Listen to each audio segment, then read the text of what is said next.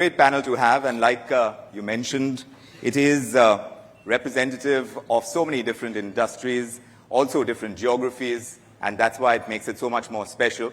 We're looking at disruption in a varied kind of way. We're looking at innovation driving a lot of the disruption that we see in businesses today. When you see the shifts that are happening in organizational structures, in the kind of approach you have towards profitability, with what's happening globally in an increasingly globalized world, and when you try and connect it to what's happening in India and how differently we operate as opposed to other geographies, I want to ask the two ladies, because they do represent large organizations, Diageo and FedEx. Let me come to you, Hina, and tell us about how approaches to profitability are really shifting in today's context and how India is doing it differently, if at all. Well, first of all, I think there is a huge accent on profitability, right? I mean, I see it all the time. We are a listed company in India, right? Investors and then shareholders for dividend. Media, right? Yes. You never leave us alone on profit. The question is leading all the time, right? And, basically, I don't think that, there is a difference. I think everyone needs to go on this topic. Mm-hmm. When I came in 2021, I think what we did to drive, the accent on profit was just embedded it in our mission. So we just went out to the world and said, okay, we want to be top-performing CPG in India, delivering double-digit profitable top-line growth and long-term value to all our stakeholders. And that kind of set the tone for the organization, right? Now, we have been on a journey of premiumization to deliver better profitability, right? So we are reshaping our portfolio with a lot of discipline. We let go of our value portfolio. We are focusing on the premium end, which the Indian context actually is giving huge opportunity for, and that's the difference with the rest of the world. Right. Right? Then, productivity. Everyone, I'm sure here, runs productivity. We have made productivity a huge engine in the organization, and we are delivering 1.5 to 2 times the productivity we used to deliver historically. And it's across the value chain. We run a productivity council, and it's a cross-functional team. It's not the ExCom. So it's, the young people in our organization who kind of drive the initiatives, right? We are managing overheads, right? India is a very inflationary environment on wages, but despite that, we've held our overheads flat for the last 5 years, right? Despite increasing travel costs, wages, and we have huge discipline there. Our commercial teams focus, it's very interesting, they focus on selling in higher margin geographies. Alcohol is a state subject, so alcohol runs and is regulated by state. And we are able to actually crank up growth more in the high margin states and actually optimize SKUs in the other ones. So we continuously try and embed this concept of value efficiency in the DNA of our organization. And we, the market gives us a lot of opportunity in terms of premiumization to do that. Right. So in that context, when you look at profitability as a whole, and I'm coming to you, Kami, with this, when you see the emphasis is on pursuing profits, it seems like it is more for the moment, it is about the here and now. Media is asking, everyone is asking, what is your bottom line? But you need to have a futuristic outlook. When you head an organization, you need to think far ahead, and there are changing times, there are different factors that are going to come into play in the future. For that, you need to drive innovation, and you need to create a culture of meritocracy where people come forth within the organization, come up with these disruptive ideas. Does that take away from the goal of profitability that any organization would pursue? Yeah, thanks, Vikram. Let me maybe address this question and the focus on profitability and meritocracy in the context of growth. Mm-hmm. Because if you look at some of the tremendous supply chain disruptions that we have had in the last 3 to 4 years, starting with the COVID pandemic, where demand and supply were unpredictable, and then that led to a bullwhip effect post-pandemic, the Ukraine war leading to increase in fuel prices, the Middle East conflict and the Red Sea shipping disruptions, and then all the geopolitical tensions. I think there's been a big spotlight on how do global businesses build supply chain resiliency and adaptability. And we're seeing a lot of focus around how can India be a beneficiary of that, and so a shift in global value chains towards building alternative supply sources at scale. And we see that across industries, high tech, electronics, pharma, aviation, and so forth. Part of it is about the India market, but part of it is also about building that alternative supply source and the resiliency. So this is one big growth driver that we see based on global shifts. And the other big growth driver that we see is digital.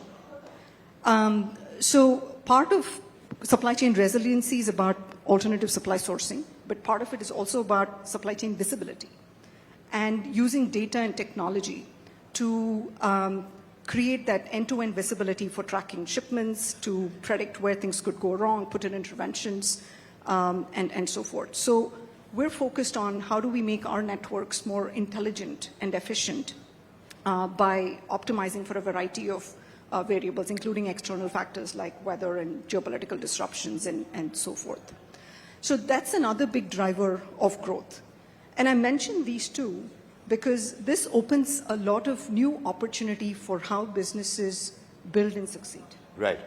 And innovation is at the core of that. Right. It's about connecting the dots, and it's about how do we leverage technology, talent, and data to innovate and disrupt. So we set up FedEx Innovation Lab last year, where we engage with startups to look at new technologies and business models and see how that informs our transformation vision.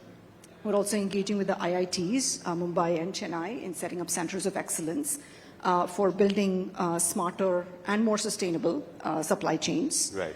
And our approach to innovation is customer-centric. So what I mean by that is we co-create new products together with customers. So we take a startup approach. We have an MVP, a minimum viable product, that we take to market when we see a business problem and we want to solve it. We test it out with the market, take the feedback, develop MVP number 2, and that's how the product gets built. It's the typical Silicon Valley startup approach that we take, though we are a large corporation. And I think this keeps the customer and solving current problems at the center of what we're building while we're looking to build for the longer term with the larger innovation vision. Right. So I think that's one way of reconciling this here versus future question that you asked. And I think so it really goes together as opposed to being a conflicting sort of view. Not necessarily conflicting, but when you have these two growth drivers that you speak about, and Abhimanyu, you can come in on this, there are disruptions that are external in nature, like the supply side problems that Kami spoke about. But when you are driving disruption into the market, bringing products into the market, getting that part of the business going, where you're thinking ahead of the curve and saying, yes, this is available in the market, these products are there, now what next? To be able to drive that, does profitability have to be set aside, or does it keep going together, like the two growth engines that comes? Yeah, so I think disruption comes with a fair bit of cost in the short run. Yes. And we don't look at disruption as a short run kind of project. I think to master the art of being profitable and be disruptive, what we do in our organization is, the first word that comes to my mind is empower, right? I have a barometer from my leadership and myself to see, am I doing the same thing that I was doing last year? If I'm doing that, then I guess I'll only be focused on the profit. But if me and my leadership, which is about 70 of us, are actually doing different things, then they've empowered their teams one down to focus on the daily, routine, profit-generative businesses, whereas we can think strategy. So that's one route of really thinking of disruption. And second route is, we try and cultivate a lot of these innovations from ground. Today I'm operating, we are a NBFC, we operate in 20,000 pin codes with 3,000 locations with only 30 offices. So it's a very high-tech kind of business. We do 6 loans a minute. So very large consumer-facing business. And I think we would not be fair to say sitting in head office, I know everything that's happening on field. Right. And what is the right disruption to be actually delivered on field. So we created this thing called the CEO tank, like a Shark Tank, where we sent invitations to the people on field to say, if you think there is a disruptive idea that you have, you come and pitch to a panel. And in the panel, I was the only person from the organization. We had professors, we had innovators who were actually selecting them, and you will get a new job. So I got 6 or 7 of them from the field, now moved to head office, started something completely new, and the product of that was something called Hero Instant Personal Loans, which now we give loans on an app. It was actually disrupted. We funded that by capital and sponsored that business, and today that's one of our success stories. So really, how do you cultivate innovation and how do you take it? Because those are the guys who knows what the customer wants, right? And that's how we look at disruptions. I call them change agents. So there are people who run in a certain DNA. Let them run in that DNA. Let's not try and disrupt that Apple card because it's working well. And then you get the change agents from the field to really come and invest in disruptions. And the point on profitability, when we look at these disruptions and innovations, we have a budget for every year. X amount we'll put into this. And after the year gone by, we actually see what, like the Brahma, Vishnu, Shiva, we see what we'll preserve, what we'll destroy, what we'll create. 80% of the disruptions we destroy, right? But the 20% that we preserve actually are extremely valuable and will give us profit in the next coming years. Yes, absolutely. Can I just add a point? Yes. I think, to the contrary, I mean, your question says innovation versus profitability. Actually, we are using innovation as a driver of profitability. Correct. And that's the... How do you do that? Yeah, the thing is when you take a future back view of the consumer, and then you say, I am only going to launch innovations that are margin accretive, right, but address those consumer needs very sharply. And I'll give you an example. Royal Challenge American Pride is the only Indian whiskey with American bourbon proposition to the consumer, right? It was a growing trend with millennials post-COVID. My team launched it in record time. We used to take 18 months to launch innovation. It came in a few months, 4 or 5 months. And it has been one of our most successful margin accretive launches. So using innovation as a source of building better profitability, rather than thinking of it as a conflict with profitability, I think is a huge concept that is embedded in our organization. Tapan, Singhel, you see that move happen, where you're kind of not thinking of everything from a profit-making standpoint and thinking a little bit ahead of the curve? It's actually a very interesting question, and I find it very interesting to be on a panel which talks about profit, because 7-8 years back, people used to challenge me that, why are you so focused on profitability? To give you a context, if I look at the last 5 years industry results, we make 80% industry's profit. And we have 14 crore customers. We're the largest insurers of India. Yes. Organically grown, no acquisition. Fundamentally, to me, profit is about, at all levels, customer, value. He or she should be seeing profit in terms of what they're purchasing. Employees, they should be seeing profit in what they're investing in the organization. And when you look at everybody, every stakeholder, that they see value in what they get or what they deliver or what they're part of, profits are incidental. You should never be so obsessed about profit that you let go of everything else. We broke even the first year operations. We are a 22-year-old company now. When we started, I think it's a record of sorts in the world. We broke even in the first year, and every year henceforth, we have been one of the highest profit makers and the highest growth drivers in the industry, for 22 years consecutively. So fundamentally, it is not about this, that, or this. It's just about being very clear about business, that you have to have profits to be able to innovate, to be able to push growth, to be able to deliver to customers, to be able to be of value to people. It is part of your DNA in terms of how do you look at businesses. So that's why I found this panel to be very interesting. And now we have this topic coming back into the fundamentals of business, which is actually a fundamental of business, if you ask me. That's true. Lingu, if you, from your experience, tell us if you've seen legacy organizations take that much longer.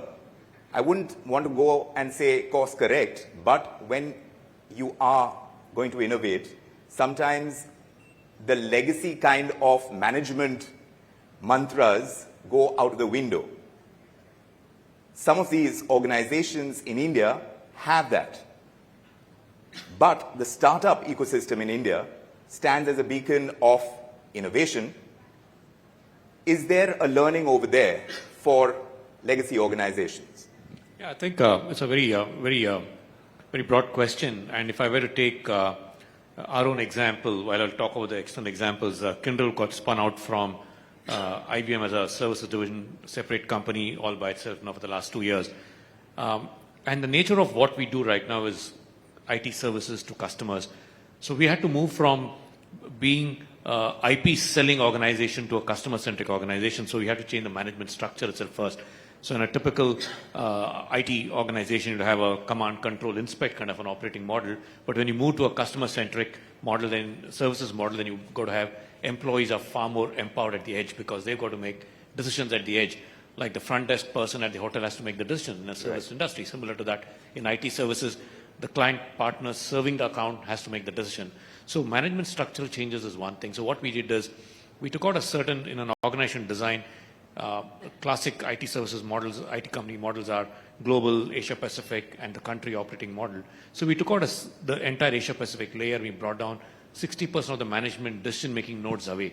So the moment you take decision-making nodes away, then things move faster. Second is to enable the engagement of speed at the edge, right? So you started saying that, look, I'm not going to make the decision. I'm going to let somebody else make the decision who sees the impact of it. And with that, we've seen many examples in our workplace where people actually know what's the right thing to do. It's just that management needs to stay out of the way, right? So getting management out of the way was more important to let the people do the right decisions, and we saw examples of that. But third thing is, even more is the whole communication and storytelling, right? I mean, one person does that and then he talks about it and then everybody sees that I can do this and I can do this. While we do all of that stuff, the biggest impact for our industry is the market sets the price point, the competition sets the price point, but once you get that across, then technology and automation became the biggest lever for us, and that's constantly changing on how you actually deliver to the outcome, right? Just a little while ago, every second day there's a new technology. Just a little while ago, you had OpenAI talk about their technologies and Gen AI and everything else coming in, right? Yes. So how do you create a pool of talent, irrespective of what your profit positions are? You don't touch them. They're constantly applying stuff to existing customers, new customers, looking at new ways of working and looking at how those technologies can make a big impact. So I would say multiple things. People, the technology and automation part of it, keeping the innovation pool aside without touching it, even if your profit is going to take an impact. But at the core of all of it is, I think that lesser management structures is very important for keeping the agility of profit going past. Sometimes management has to get out of the way, right? Absolutely. That happens too. They do make that decision to not get in the way. Yeah. Yeah. Hina, you started talking about productivity as well, and the accent and the correlation between productivity and profitability. That stands, but it changes today in today's context as well. And a lot of that discussion has been happening. How has that discussion changed within organizational structures? The emphasis that is put on higher productivity. And to be able to do that, how are managements pushing their talent? Look, I think it's the way you set the context, right? I mean, if we say that our brands are our biggest assets and to grow, and which business doesn't like to grow? I mean, people want to be part of a winning business all the time, right? So if you put the context of, look, we need to generate fuel for our investment in brands, and the best way to do it is productivity, it stops being a bad word, right? And you start embedding it in the organization. And I often joke about this, but it is true, and it hits home quite often. I talk to my team very often and say, as parents, all of us push our children to come first in class. And all of us push our children to become so able that they, are able to earn a lot of money, right? And, we hesitate to do that for our own company, which is also our baby. So what's the problem if we tell ourselves that we want to generate more money and be, first as a company, right? And I even tell them further, right, that when children make a lot of money, it's not necessary that all parents benefit from that, right? I mean, there's a debate whether they do or not, and I can see all the ladies nodding there. But the fact is that when a company does make a lot of money, all the parents that run that company benefit because we get better bonuses, we earn better money, etc. So it's even better to drive the productivity in an organization. And honestly, I think setting this context for the company and its people really hits home. I mean, you've got to touch their hearts and tell them that this is why we are doing it. I'm not taking money home just because the organization is being more productive, right? All of us are owners and we need to get it. So, there will be phases where productivity needs will be higher when inflation hits higher, like this environment that we are sitting in today, where inflation has been. And there will be periods where maybe there is not a need to crank up so much. But honestly, I feel that the merit is in not letting that discipline go. It takes a long time to bring it back, right? So we drive it as a constant engine in Diageo. We don't let it falter, and we don't let it become a bad word. But the context of productivity is changing, how we look at productivity as well. On the one hand, you have Infosys founder, Mr. Murthy, talking about 70-hour work weeks. And then you have countries like Germany trying out 4-day work weeks. Where does the answer lie in getting more productive? So, Go ahead. Yeah, okay. So if you look at it, and I've been thinking about this, it's about generations. And you may call it a generation gap. When you look at baby boomers and Gen X, the one mostly running organizations today, in that era, work is worship, is what it was. And if you're not obsessed with work, and if you're not really putting in 12 to 18 hours a day, you're not being really good at what you are. That is how we grew up. To me, the biggest challenge which is coming, and it's coming very near, is this generation moves out, and organizations have got created with this thinking. And a new generation comes in, where the work-life balance, looking at life differently, is very predominant. And when they work and they take over organizations which have been built by once with the thought that work is worship and they work 18 hours a day and that is the way it has to be. Yes. This conflict is coming and most organizations will fail in the friction of this conflict in times to come. And we're not addressing enough, and I'm very happy that GBS has put this as part of the panel discussion, asking this question. We're not addressing it enough, that how do organizations adopt to the new way of looking at work? Right. Because to think that we can change a full generation to start thinking differently from what has been over time and the values that and it's a generation issue.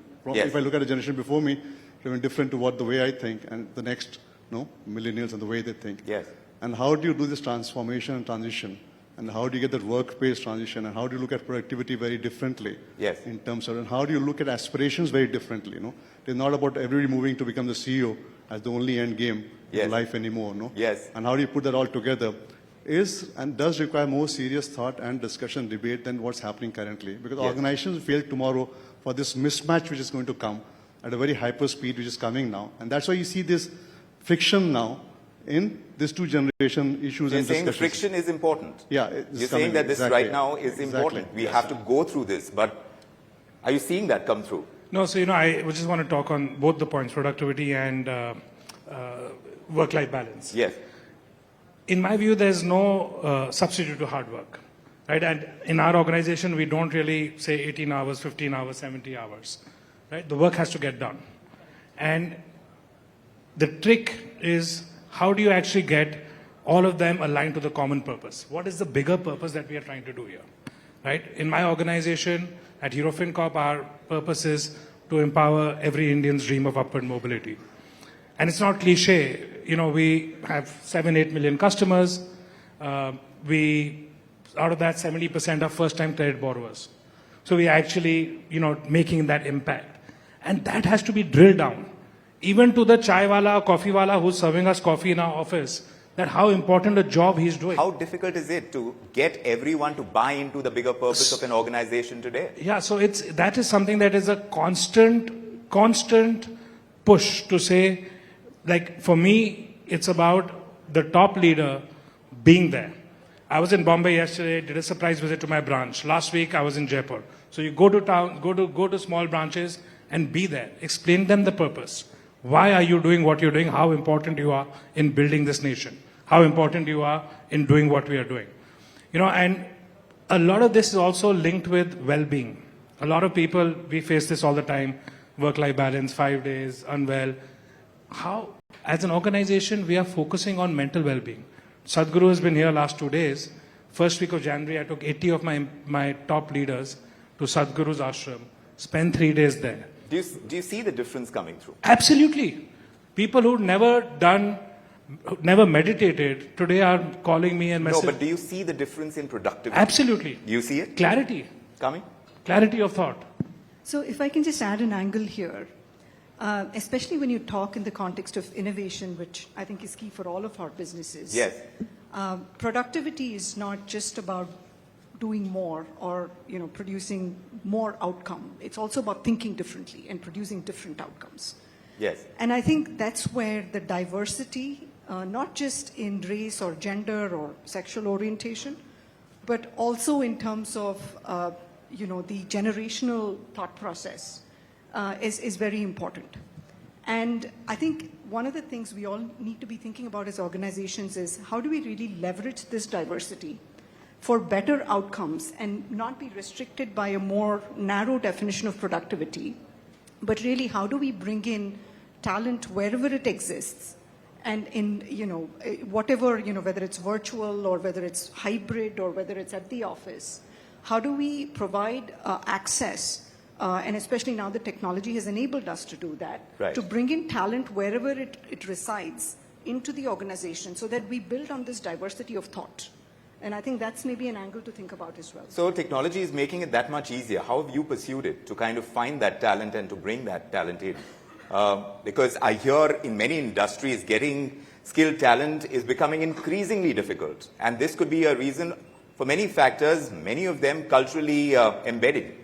How do you work around that? Though technology is an enabler, but things are changing on the ground, and culturally people don't have the same approach to buying into the vision of a company today when they are fighting inflation at one level, they are trying to up their standard of living, they have other goals to pursue. And this entire discussion that has happened about work from home as opposed to work from office, something that the pandemic brought on, it also raised questions about how we are going to achieve at the productivity targets that companies would have set. How do you approach it? How do you change with the times when organizations have ground realities to factor in and technology as an enabler? I think we're running out of time. I'll let you take it. Okay, I think very clearly the industry that we are in, technology has been a greatest enabler and also greatest disruptor for how we look at things. So for example, in our own organization, we brought in through automation and technologies, we were able to release 7,500 people from the job that they were doing to acquire new skills to do other things and brought in automation. That's one part that's constantly going to continue. Picking on what Tapan said, right, about the age and dimension of workforce. Today in our industry, the tech industry, you have people in their early 20s to the late 50s all coexisting doing work. I think one thing that the new generation brings across the table is a very inquisitive, different way of looking at things. And picking on Abhimanyu's point, right, as long as they feel connected to the purpose, you're aligned. Otherwise, you can't get them aligned to anything else but the purpose. But also the willingness of the senior generation to do reverse mentoring and learn from this thing also spurs them across. So we've seen a combination of all of these things. How do you create the right environment to foster this two-way exchange of work gets done? This thing about work from home and work from office, depends from which city you come from. I come from Bangalore. And the only topic of discussion becomes traffic and how you do. So I think that's not a big issue. But of course, working together certain times of the thing does foster collaboration, but wouldn't want to insist that at this point in time as a primary play. I can't resist this, but I just saw in the Instagram joke floating around that I traveled to work for 2 hours to do an online meeting. Well, we are seeing a lot of the infrastructure that is coming our way. India is growing. We are seeing ease of doing business, ease in getting around, getting to workplaces. And we certainly hope things change for the better. Organizations will have to make the shifts that they need to. And, well, if that kind of push comes in towards employees, all the better. We will look forward to those changes. Thank you very much, ladies and gentlemen, for joining us on this discussion. Pleasure having you with us. Thank you.